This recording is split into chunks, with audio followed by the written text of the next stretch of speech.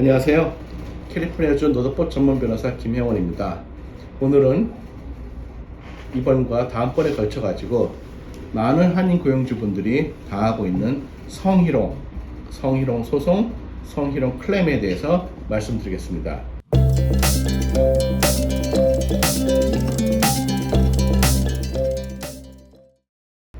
성희롱이라는 것은 이 한국 분들이 그 개념을 이해하기 굉장히 어렵습니다. 왜냐하면 성희롱이라는 개념 자체가 미국에서 시작됐고, 그리고 한국에서는 성희롱이 진짜 성희롱으로 인식되기까지는 굉장히 오랜 세월이 걸렸기 때문입니다. 그러나 몇 년 전에 발생했던 미투 운동 때문에 한국에서도 이런 성희롱에 대해서 제대로 인식하기 시작했습니다. 그러나 한국에서 오신 지상사라든지 아니면 이런 미투나 성희롱에 대해서 잘 모르시는 50대, 60대, 70대 한인 남성분들은 이 성희롱에 대해서 아직도 옛날 70년대, 80년대 생각을 하고 있기 때문에 성희롱 소송을 많이 당하고 있습니다. 성희롱이 그럼 뭐냐? 성희롱은 굉장히 간단합니다. 성희롱을 당하는 피해자들이 성적 수치심을 느꼈다 하면 그걸로 게임이 끝납니다. 그렇기 때문에 나는 성희롱을 할 의도가 있었다 없었다는 전혀 중요하지 않습니다. 피해자가 성적 수치심만 느끼면 그걸로 이길 수가 있습니다. 피해자가. 그렇기 때문에 그럼 성희롱이 뭐냐? 그걸 성희롱인지 아닌지 어떻게 아냐? 그것도 역시 간단합니다. 이 남성분들 50대, 60대, 70대 한인 남성분들이 하는 말이나 행위를 여러분들의 어머님, 누님, 동생, 부인, 여자친구한테 하지 못할 행동이나 말일 경우에 그건 성희롱에 해당합니다. 그래서 만일 여러분들이 아침에 직장에 나와가지고 미스 김이 출근을 했는데 미스 김 머리 어때? 예쁜데? 남편이 좋아하겠어? 아니면 남자친구가 좋아하겠어?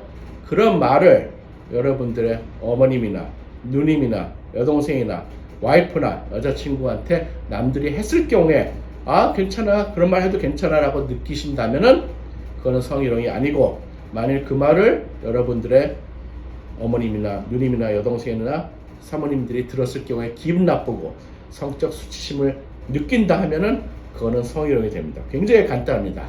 몇 년 전에 한국에 그 국회의장까지 가셨던 분이 그 부산에서 골프를 치다가 캐디의 가슴을 쿡쿡 찔렀습니다. 그래서 문제가 되니까 딸 같아서 그렇게 했다고 망언을 했습니다. 그러면 여러분들 딸은 그렇게 가슴을 쿡쿡 찔러도 되는 건가요? 그건 아니거든요. 그렇기 때문에 성희롱인지 아닌지는 굉장히 간단합니다. 전혀 어렵게 생각할 필요 없습니다.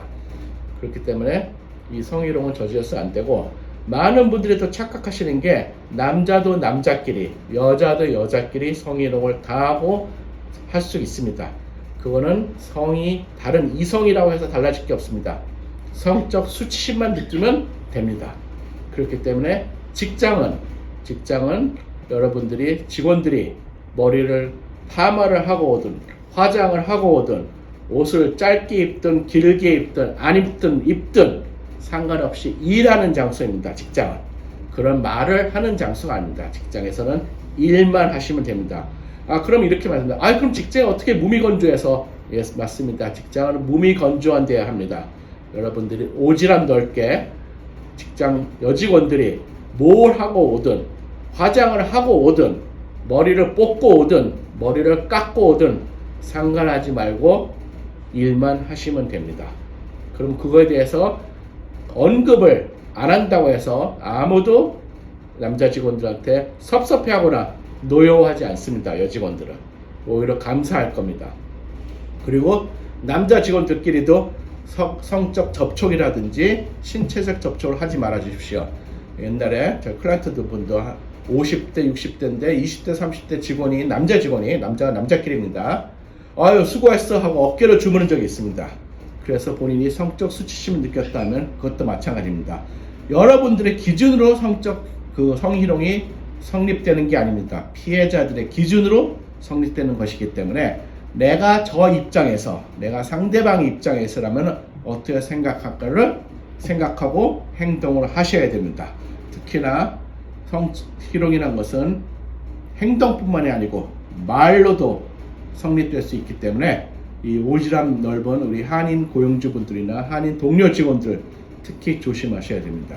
오늘은 일단 성희롱의 개념에 대해서 말씀드리겠습니다. 오늘은 지난번에 이어서 성희롱에 대해서 말씀드리겠습니다. 이번에는 성희롱 클레임이 들어오거나 성희롱 소송이 들어왔을 때 어떻게 대응을 하느냐에 대해서 말씀드리겠습니다.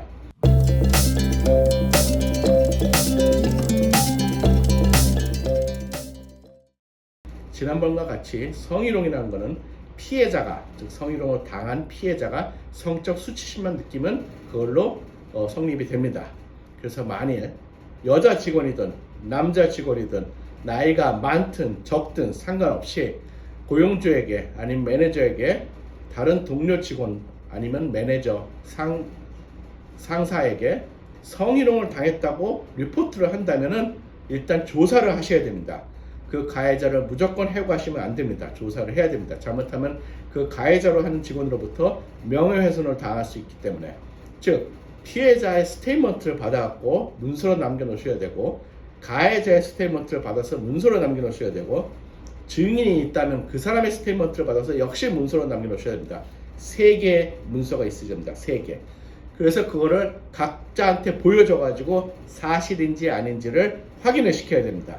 즉 가해자의 스테이트먼트를 피해자한테 보여주고, 피해자의 스테이트먼트를 가해자한테 보여주고, 증인의 스테이트먼트를 피해자한테 보여주고, 증인의 스테이트먼트를 가해자한테 보여주고, 가해자와 피해자의 스테이트먼트를 증인한테 보여주고, 이런 식입니다. 최근까지도 한국에서 경찰에서 성희롱이나 성폭행을 당했다고 경찰에 신고하면은 여러분들이 드라마나 영화에서 많이 보듯이 가해자와 피해자를 같이 놓고 너 했어? 안 했어? 당했어? 안 했어? 하고 물어보는 굉장히 무지한 광경을 볼 수 있습니다. 그렇게 하시면 절대로 안 됩니다. 가해자와 피해자는 일단 분리를 하셔야 됩니다. 이 일을 같이 한다 하더라도 시간이나 장소를 분리한 다음에 조사를 하시고, 만일 조사 결과가 나오면 그에 따라서 사실인지 아닌지에 따라서 경고를 문서로 주셔야 됩니다.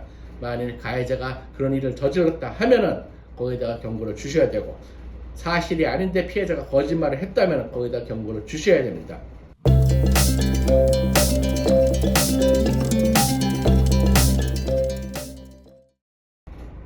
옛날에 어떤 한국 식당, 한인 식당이었는데 그 주방에서 일하는 한국 아줌마가 히스패닉 직원들이 자기들한테 장난을 치고 뭐 만지고 그래도 하하하 웃으면서 가만히 놔뒀습니다. 그러다가 나중에 자기가 성희롱을 당했다고 소송을 했습니다. 그 본인이 당시에 좋다고 했다 하더라도 고용주가 보실 때 문제가 있거나 선을 넘었다고 생각하시면 경고를 주셔야 됩니다. 그리고 그 직원들이 그 당시에는 좋았다고 하지만, 아니면 별 생각을 안 했다 하지만 나중에 가서 그런 컴플레인 할 수가 있습니다. 그런데 만일 한인 고용주분들이 너 지난번에 괜찮다고 그랬잖아, 너 지난번에 좋아했잖아, 그런 말도 하시면 안 됩니다. 이거는 인센시티브한 발언이라고 생각합니다. 그거는 이런 일이 생기면 무조건 조사를 해야 됩니다. 그리고 가장 많이 발생하는 성희롱, 사내 성희롱이라는 거는 남자 상사와 여자 부하 직원 사이에 로맨스가 있었는데 그 로맨스가 깨졌을 경우에는 대부분 성희롱 소송으로 됩니다. 그렇기 때문에 직원들 사이에 로맨스가 있으면 미국 주류 회사에서는 연애 계약서도 체결합니다. 즉 자기들의 연애는 직장 내에서는 아무 활동을 안 할 거고, 그리고 회사의 이익에 반하는 행동을 안 하겠다고 사인하는 겁니다. 그런 거를 해야지 나중에 회사가 성희롱 소송으로 소송을 당했을 때 보호를 받을 수 있습니다. 물론 이거는 제 오피스에서도 만들어 드립니다. 그 성희롱 소송이라는 거는 대부분 성희롱을 한 가해자, 즉 대부분 직원이거나 아니면 상관이겠죠. 그리고 회사를 상대로 다 들어옵니다. 자기가 성희롱을 당했다고 불평을 했는데도 그걸 고용주가 가만히 놔두거나, 아까 말씀드린 것처럼 조사를 안 하거나, 아니면 오히려 그거를 보고한, 피해를 보고한 직원한테 불이익을 한다고 하면은 보복, 리탈리에이션, 그 다음에 그걸 또 해고를 했을 경우에는 wrongful termination, 부당해고, 거기다가 discrimination, 성적으로 그 여성에 대한 차별, 그래서 아주 복잡한 소송이 됩니다. 그렇기 때문에 한국식으로 그 정도 갖고 왜 그래 미스 김, 그거 뭐 다 그래, 여기 남자들은 원래 그런 거야, 이렇게 쌍팔년도식으로 생각하시면 큰 코를 다치게 됩니다. 물론 이런 성희롱이라든지 부당해고 아니면 리탈리에이션을 위한 EPLI 보험이라는 것도 있습니다. 그렇기 때문에 그걸 보험을 들으셔가지고 그런 그 클레임이나 소송을 방어하고 싶으시면 보험 에이전트한테 물어보셔도 됩니다.